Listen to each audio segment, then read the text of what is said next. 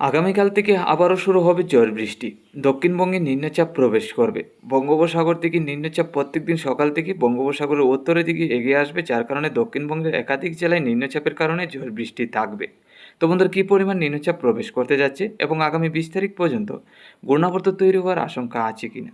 আজ 13ই আগস্ট মঙ্গলবার 2024। আমরা চলে এলাম সরাসরি লাইভ ট্রেকিংয়ে। প্রথমে দেখে নিচ্ছি ঘূর্ণাবর্ত বা নিম্নচাপ। আজকে সকাল থেকে আমরা নিম্নচাপ দেখতে পাচ্ছি বঙ্গোপসাগরের উত্তরের দিকে, দুপুর থেকে বিকালের মধ্যে পরিষ্কার। আগামীকাল সকাল থেকে আবারও নিম্নচাপ আসবে, দুপুর পর্যন্ত থাকবে, বিকালের দিকে পরিষ্কার হবে।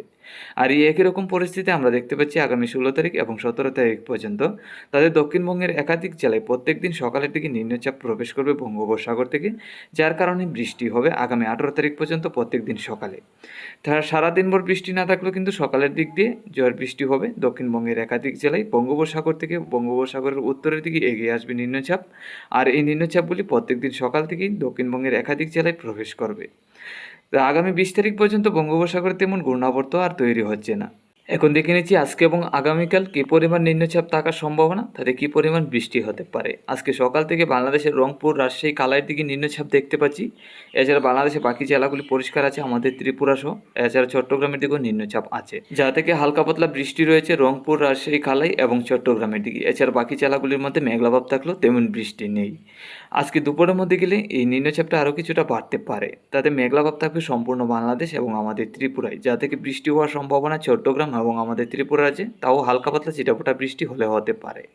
এছাড়া বাংলাদেশের উত্তরের রংপুরের দিকেও নিম্নচাপ থাকবে কিছুটা, যা থেকে হালকা পাতলা ঝড় বৃষ্টি।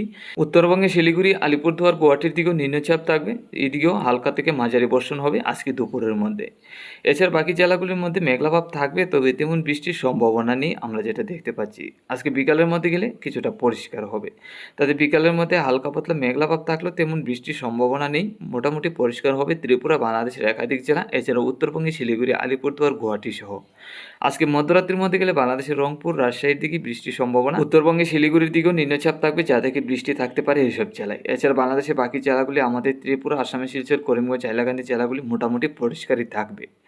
আগামীকাল সকালের মধ্যে গেলে আবারও বঙ্গোপসাগর থেকে নিম্নচাপ প্রবেশ করবে বাংলাদেশের দক্ষিণের জেলায়, তাতে ঢাকা, কুমিল্লা, খুলনা, বরিশাল, চট্টগ্রামের দিকে হালকা থেকে মাঝারি বর্ষণ হওয়ার সম্ভাবনা, এদিকে মোটামুটি নিম্নচাপ থাকবে।